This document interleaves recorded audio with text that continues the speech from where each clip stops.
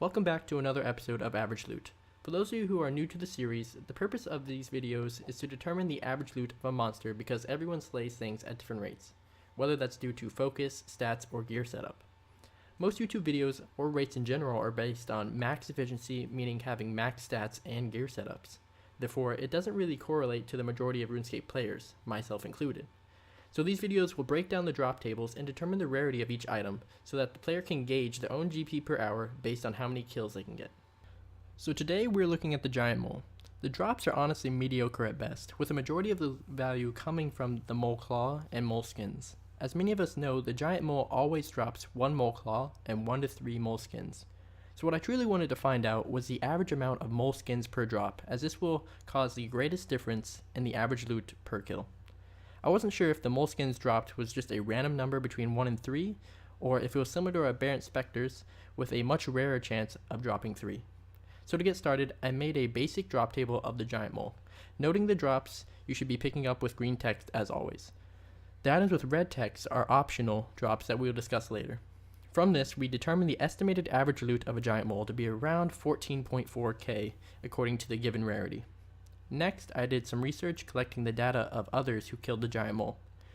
The data I collected was from Autumn Elegy, Devious, Skillzers, I think that's how you say it, Matt Jensen, and No Sleep Reader. I will link all of their videos in the description if you would like to check them out. No Sleep Reader was just a Reddit user who posted his statistics, so I'll link that in the description as well.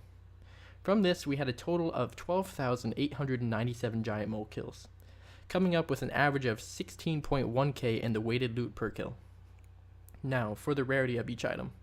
So to answer my first question, the number of moleskins dropped is average at almost a perfect 2, therefore showcasing that it is just a random number generated from 1 to 3, which is good for us as it increases the loot value per kill.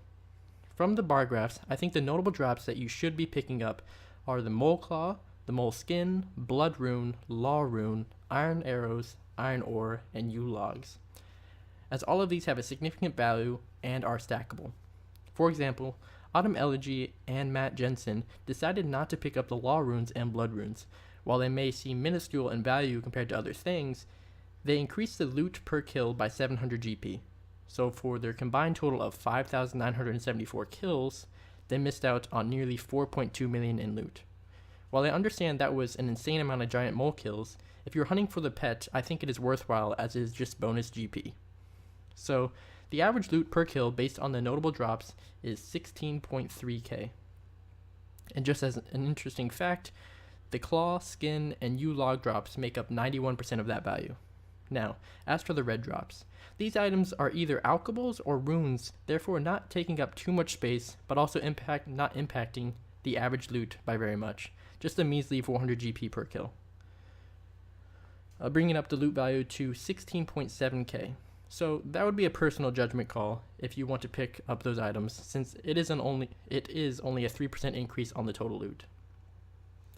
I think this is a perfect example of why determining the average loot is beneficial, as some players such as myself haven't completed the Falador Hard Diaries, and therefore cannot base their GP per hour on what YouTubers describe, as kill rates would be tremendously slower and have to bank much more often.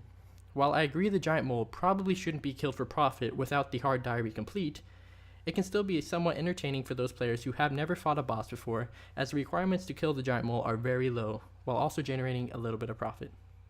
Anyways, I hope you all enjoyed the video. Leave a comment down below on the next monster you want to see the average loot of.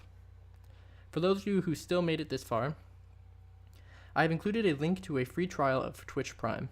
If you're a fan of watching Twitch while playing old school RuneScape like me, Twitch Prime includes a bunch of benefits, such as ad-free viewing, 1 monthly subscription of your favorite streamer, and much more. The link provides more details, and as always, it helps me out a ton. Anyways, thanks for watching, and I'll see you guys in the next video.